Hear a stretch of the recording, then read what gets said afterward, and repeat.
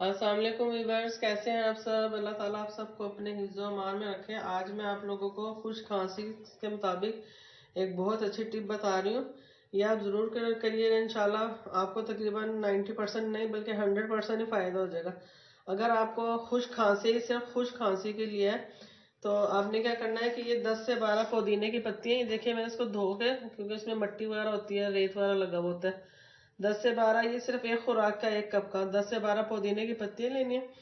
और ये इतना सा अदरक का टुकड़ा था, ये देखिए से मैंने बारीक बारीक काट लिया, इतना सा पीस लीजिएगा सिर्फ ये देखिए एक पैन में मैं 1 गिलास पानी डाल रही हूँ, इसका हम कहवा बनाएंगे। ये बहुत जबरदस्त कहवा है, आपको इंशाल्लाह इससे बहुत फायदा हो जाएगा और आपको मेडिसिन लेने की भी जरूरत नहीं पड़ेगी। ये आपने 1 गिलास पानी डाला, जैसे ये एक खुराक है सिर्फ एक कप की, और 8 से 10 पुदीने की पत्तियां, और थोड़ा सा जो अदरक है बारीक बारीक मैंने छुरी से चॉप कर लिया।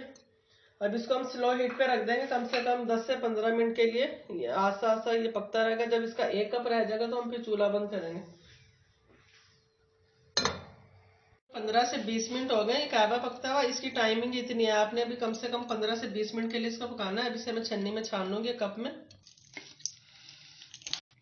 ये देखिए कप में मैंने इसे छान लिया।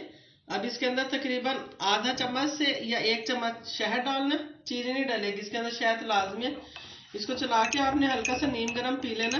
18 साल के बच्चे के लिए ये आधा कप है, रात को सोते में पीना है। और मतलब 10 साल से भी बड़ी एज के लिए, जब तक आपकी खुश खांसी ठीक नहीं होगी, जब तक आपने डेली लेना है। और खांसी ठीक होने के बाद भी आपने तकरीबन 2 से 3 दिन तक लाजमी लेना, ताकि थोड़ी बहुत जो गले में खराश वगैरह वो भी ठीक हो जाएगी। सदका जारी है।